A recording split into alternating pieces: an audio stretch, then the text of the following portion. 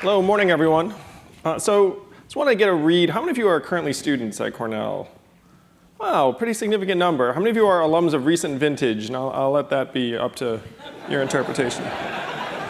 All right, so Mike and I had some similar experiences, it turns out. So Venture for America exists to solve this problem. It's a problem you probably thought very little about, but I'm going to try and expose you all to it, which is that if you're a bright, recent graduate of a place like Cornell, the odds of you becoming a finance professional, management consultant, or heading to law school are quite high, and the odds of you heading to a startup are quite low, even for those of you who are interested in entrepreneurship, which I imagine is everyone here in this room.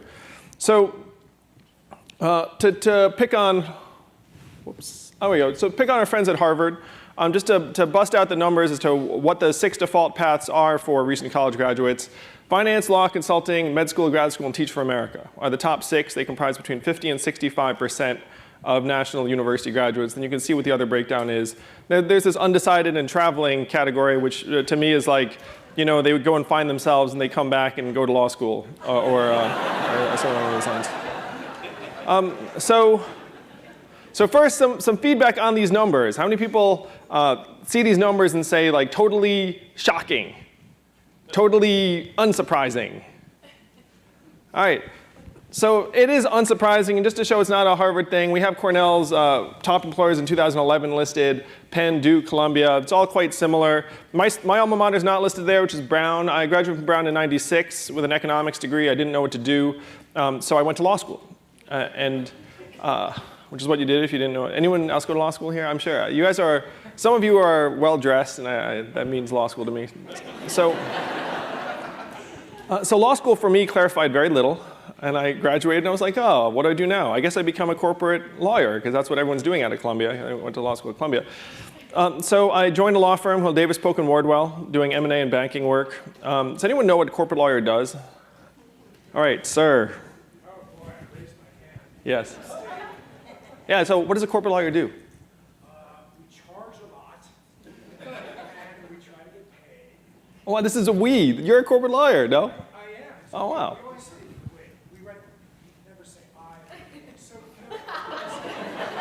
So, first of all, that's the most important thing. But also, seriously, we help with transactions.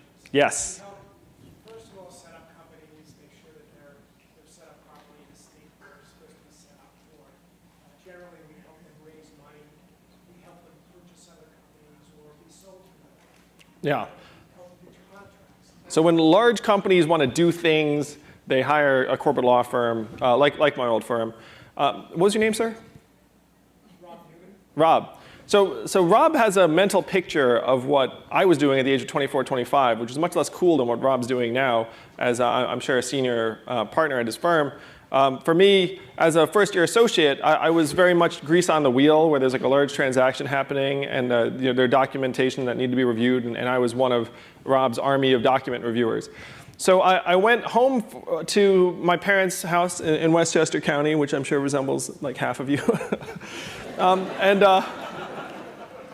And I said to my parents, like, I'm not sure this is the job you raised me to do. When I was a kid, I dreamt about going in the woods and killing something, not like being the guy who like writes down about the killing. And then my parents were like, we have no idea what you're talking about, son. And so I then did something similar to what Micah did, which is I went and left my job to start a company. I'll return to that in a minute. So if you have a high proportion of young people heading to professional services, where does that mean they're going to live? New York City, where else? Boston. DC. San Francisco, Chicago. Those are the top 5. LA's number 6. And then if you look around the country, you see that there are a lot of places that are struggling with economic dynamism, new business formation, job growth, and they're essentially non-overlapping with the exception of California, which can have massive problems in addition to San Francisco. So one of the things that, there's some California natives here that are like, boo, hiss. So So one of the things we believe this map indicates is that if you're a really smart young person from, let's say, Georgia, and you go to Penn or Duke or Cornell, the odds of you going back to Georgia and starting a business are near zero. And the odds of you becoming a banker, lawyer, consultant in New York, DC, very high. And if you do that for the last 25 years, you end up with this picture. What do you think? Is that, has anyone ever given any of these things any thought before, being like, wow, we have a lot of people doing certain things and not others? It's okay if you haven't, but any show of hands, someone? A couple of people have thought about this. So what is it, so those of you who are students, raise your hands again, I'm sorry. All right, I'm going to pick on you for a minute. So when you were freshmen, you probably did not know what management consulting was, probably. And then let's say 10 to 15% of your classmates are going to pursue it or do it. So why is it then that that transition takes place? What are you all looking for that makes professional service paths so compelling? What are the factors? Actually, let's open it up to anyone. Like, why is it that so many people do the same things? Why did I go to law school? Stability. It's Safe. Lack of better idea.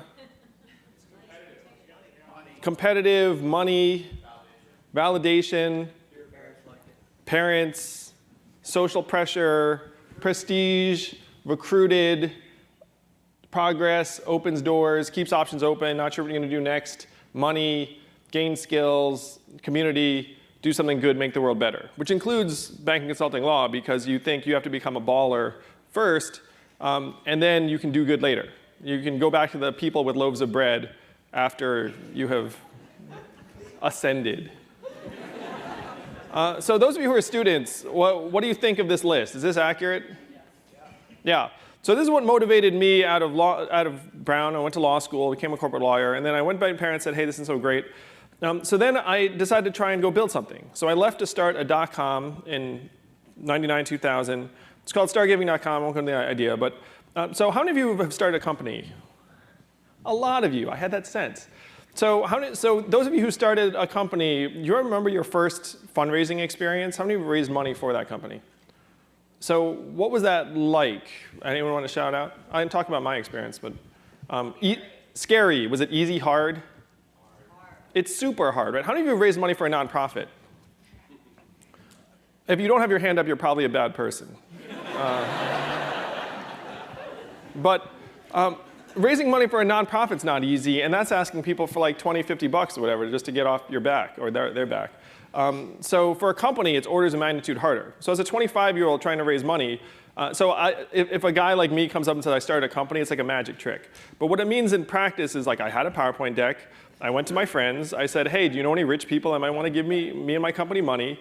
They say, I do know someone. And then you show up, and then you have the conversation with them about the company you're going to start, and it's got a $2.5 million valuation.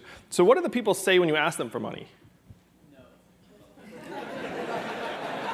That's a great comment. They do not say no. What do they say? Later. They also don't say yes. I've never had anyone just bust out a checkbook and be like, yeah. So what they always say is, this is very interesting. Let me think about it and get back to you. So they're not going to say no because you're in their living room and it's kind of awkward, because then you'd be like, oh, no, OK. And you generally know someone who knows them, so there's like a little bit of a social tie. And they want to keep tabs on you in case it turns out you're a genius. They can just double back later and be like, hey, I was always with you. And you were like, yes, so you were. So what you hear over and over again is, this is very interesting, let me get back to you. So that's what I heard as a 25-year-old. Went through my savings, moved out of my apartment. Really, really difficult. Starting a company was super hard for me. I think it's easier now. So eventually we raised $250,000, built a site, not went public in like a IPO sense, but launched a website. We're in the press. I was on CNN with Hootie being like, we're going to change the world, because it was a celebrity thing. Then the bubble burst, and my company dies like a lot of other people's companies. Yeah, how many of you a lot of you were adults when the bubble burst. You guys are like, what were you all doing in like 2001-ish, 2002?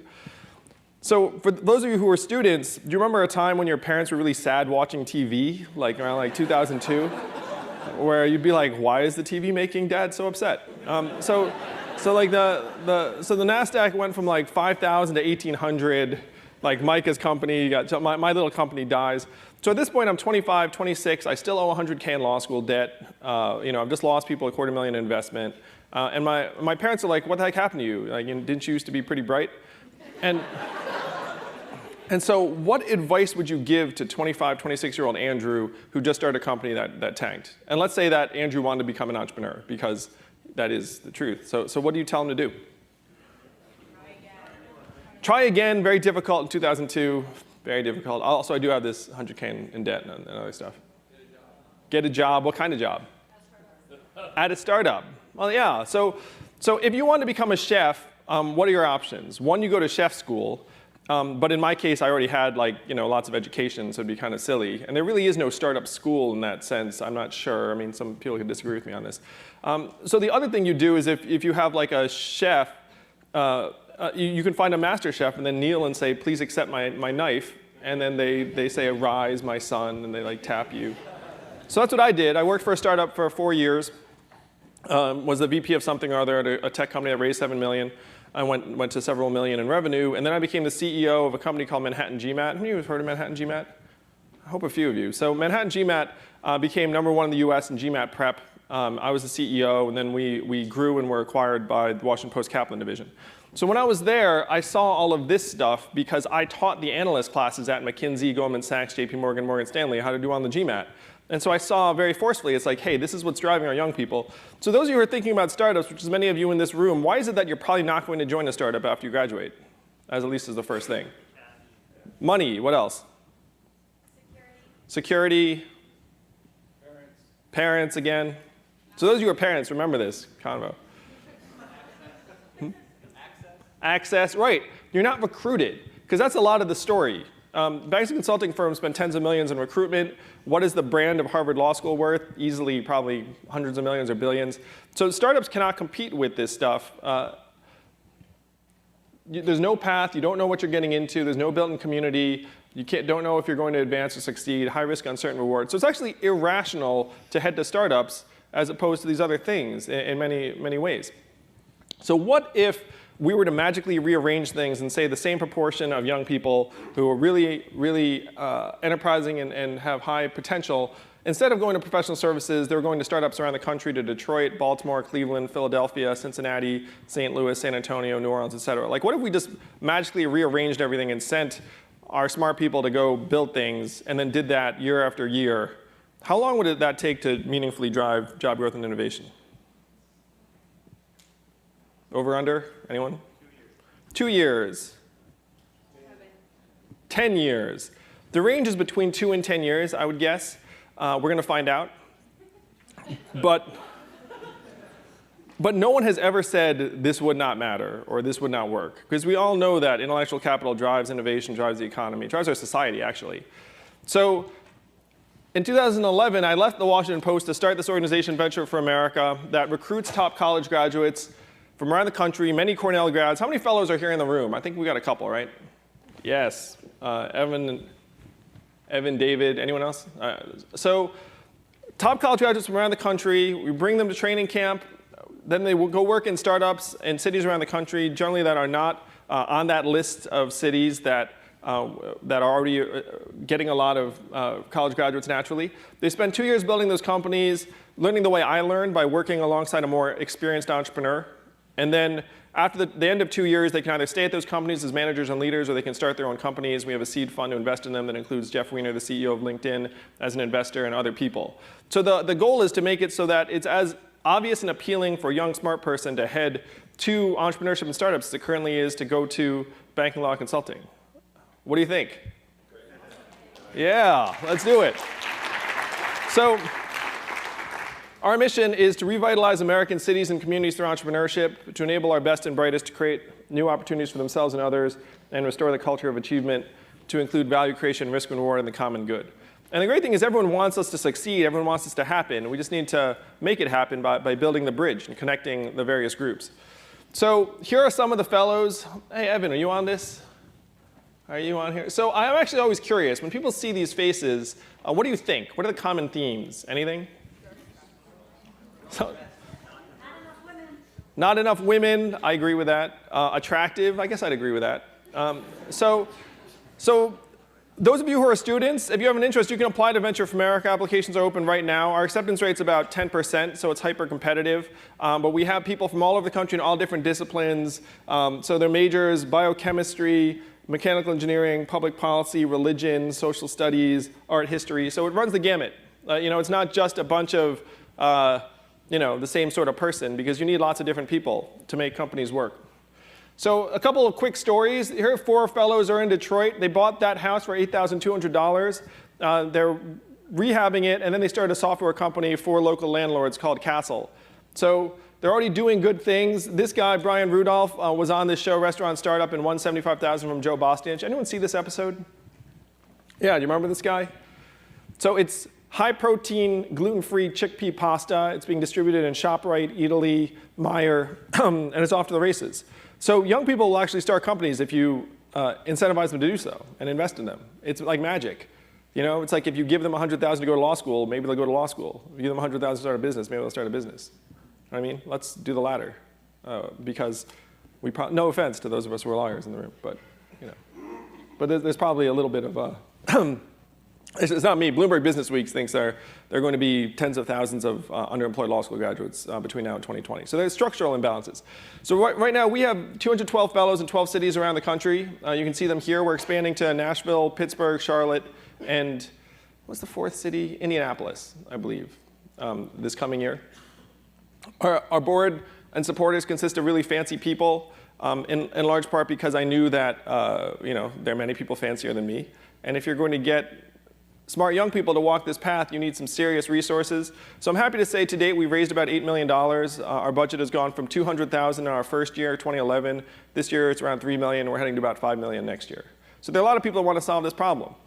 I'm going to stop here just take any questions, because I'm doing a lot of talking. So if you're a student, you have any questions? You want to apply to this thing? Yeah. How do you plan on scaling this program? What do you mean? You take only 10% of your applicants. Yes, we do.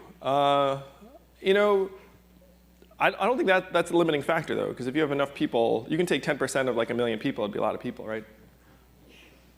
Then you have 212 people, fellows, currently. Yeah. So you have to start somewhere. I mean, the way to scale it is you just raise lots and lots of money and build the thing huge, which is my job. So feel free to keep up with the organization in the coming years. Like, that's what I meant. Yeah. We're looking for people that have the potential to contribute to the growth of a company and then potentially start one themselves someday. So the hook we're looking for is that you're really good at something. And it does not need to be any one thing. So if you start a business, great. Good at school, great. Started organizations, great. Overcome a lot of personal adversity and showed a lot of grit, also very positive. Captain of an athletic team, anything that a company can say, okay, I can see that person doing X at my company, helping it grow, and then hopefully having you grown to a leader. Yeah? Why do this first instead of going to a Series A or B startup? Well, there's the list of things that people are looking for in terms of skills development, professional network, optionality, prestige, parental cover, things like that. We think we help provide, but there's no right answer. So it could be that someone would be better off doing something else or going directly to a startup. We don't have any, hard line about that. Yeah. Have you considered open access for your two-year training for those highly motivated and building? Yeah, so we're working on options right now for the 90% that don't get in because we feel bad about that.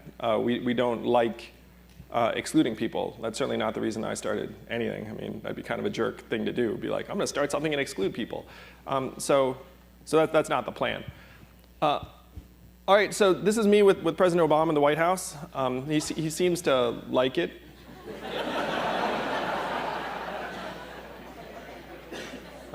So our plan is to help create 100,000 new US jobs by 2025. And for all the talk about job creation, it's really straightforward how you do it. The first thing you do is you help early stage companies grow, expand, hire more people. And second, you train a critical mass of your top prospects to become business builders and job creators. It's pretty straightforward. So 100,000 new US jobs by 2025. And the thing that I've learned over the last few years is that if you want to create companies, what you really want to do is you want to create the sort of people that are going to create companies. And that's something I've learned, that having fellows transition from well-intended recent college graduates to gritty builders, seeing that happen is magic. And the fact that we've already seen that happen in the last several years gives me a lot of hope. So thank you very much. I'll be around to answer any questions you have a little bit later on. Thank you for this opportunity. Go Cornell. Big Red. Fly to Venture for America. You can get a few more questions. Oh, really? I think so, yeah. All right, Micah has authorized me to take another question or two. Sorry? Yeah, like all good entrepreneurs, he's gone a little off script, so we have 10 minutes, I think, on the clock over there. So you can text in your questions. Oh, really? There's a timer. Or I'm going to ask Andrew very, very personal questions. So I suggest you text them in instead. Or just shout them out. Or you can just shout them out. How do you vet what startups you're willing to be involved with? How do they come to you? Oh, so what we do is we go to a city, let's call it Baltimore, and then we say, what are the innovation organizations in this city? So it's, in that case, TEDCO. So we say to TEDCO, what are the up-and-coming startups and growth companies in this city? They introduce us to them. About half of them end up being a fit, but then the CEOs of those companies know another set of companies, and then we have a team that just goes around and gets a sense of the talent needs at those companies and determines whether we think they'd be a fit. And if they are a fit, it's not like they automatically get a fellow. We had 200 opportunities for the 105 fellows this past year, and they were on a portal, and then the fellows look at them and then pitch themselves to various companies, so a lot of companies don't end up getting one. So there's a market mechanism as well. But the vetting happens in the cities through innovation organizations, and our team does some due diligence. So Andrew, someone texted in, can international students apply? Typically startups shy away from the bureaucratic visa process. So this pains me on a personal level, but we can't do something for the company that they can't do themselves in many respects. And so if they can't navigate the visa process for an international student, then we don't have the resources right now to enable that to happen.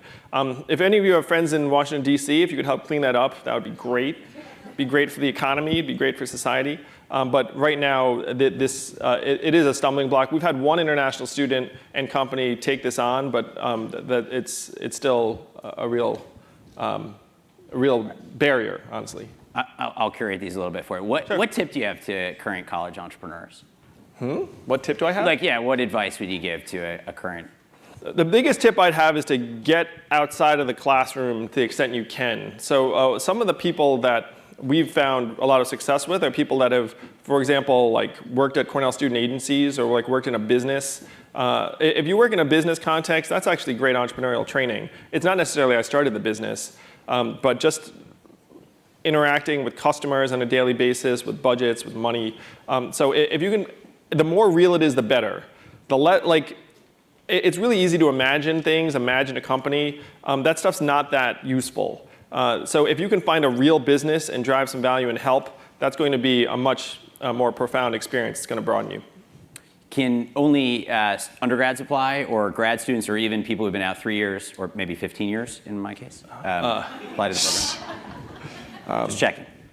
So we say recent college graduate. We have people who've done analyst programs and then come to Venture for America after. We have people who've gotten master's degrees and whatnot. So we say recent college graduates, typically from 0 to 3 years. And you can actually even apply as a junior this year and then have an offer waiting for you for afterwards, because we're trying to compete with banks and consulting firms that interview you very early. So anywhere from junior college to, let's say, 3 years out. Why? Why what?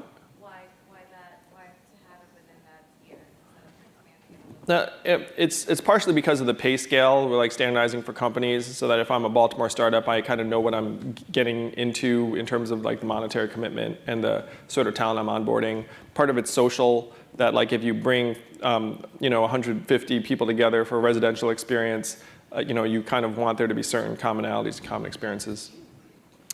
Andrew, what growth have you seen from the organization so far? Or in VC speak, what metrics are you looking at to measure success? So there are 3 inputs to what we do. The first is the talent input, which is the one I find most interesting. So this year we're going to have between 1,500 and 2,000 applications for about 150 spots. Duke is our #1 feeder. We have fellows from Harvard, Yale, Princeton, Stanford, Caltech, MIT, Cornell, Penn, every top university is represented. And so it's not like we're getting people. The thing that I always was kind of blown away by is how strong the people that are applying to us are. So it's not like we're taking 10% because the other 90% aren't good. The people that are applying are really good. We're struggling with that. So the talent's coming our way in a big way. Then there's the cities and companies. So we had 200 opportunities for this past year, and that's another metric we look at. We're going to grow from there. And then our own budget, has gone from 200K to 5 million next year.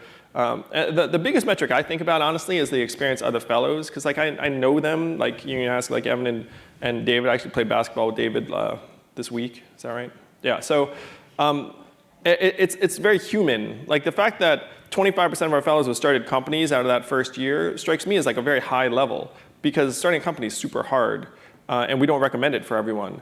So the fact that 25% of the fellows started companies and about half of them are working in startups in a VFA city, we think is awesome. So that's the metric I care about. How do you define a startup? What is the cutoff? And maybe just on that, does it have to be a venture scale startup? Are there different types of small businesses that you? So we're not tech specific. We want to create US jobs, and actually non-tech companies tend to create more accessible job growth. We're not venture specific. So startup is very broad. I actually say early stage growth company. And in the span of companies, that could be up to let's say 10 years old, as long as they're growing quickly. So our smallest company has 2 people. Our largest company has generally around 80 people. We have one company with 200 employees, but when we started working with them, they had 6. So they went from 6 to 200. Our fellow was the 6th employee, and now they have 200 employees. So that's the profile. But we're not industry specific. We're not even venture specific. There are a lot of businesses out there that aren't venture investable. Like my business was not venture investable. Like if Manhattan GMAT had gone and said, hey, try and get VC, like no one would have invested. But we grew to tens of millions of dollars and were acquired for tens of millions of dollars. So it's like a really good business. It's just no venture investor would have been interested. So there are a lot of businesses that are like that. By the way, we would not have said no. We just wouldn't have said yes. Just to clarify. That's true. How we would have reacted to Manhattan. This is true. You would have been very interested. We just would have gotten back to you later. Yeah. I think it's a good question around how do you prepare. You made this comment about you can't teach entrepreneurship, yet in a sense you are trying to. Oh, I didn't say that. I actually do believe you can teach entrepreneurship. Well, something about schools can't teach entrepreneurship, I think was maybe the comment. But anyway, how do you deal with the ambiguity of a startup?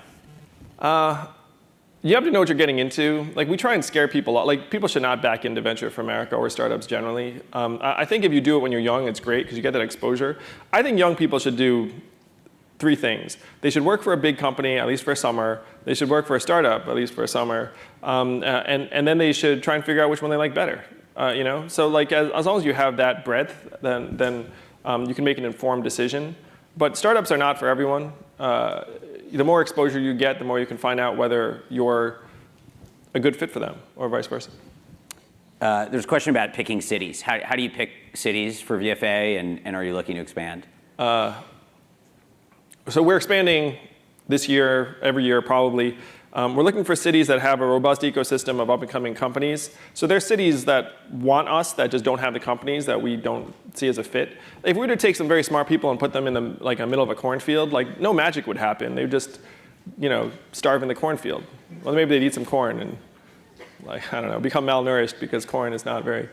Anyway, so you have to put them in a system where there are things that are growing. And so that's the first thing we look for. As a nonprofit ourselves, we also look for local partners that want to fund our arrival in a city and help create a welcoming community for fellows. Because the hope is that the fellows become embedded in that city and then potentially even start companies there.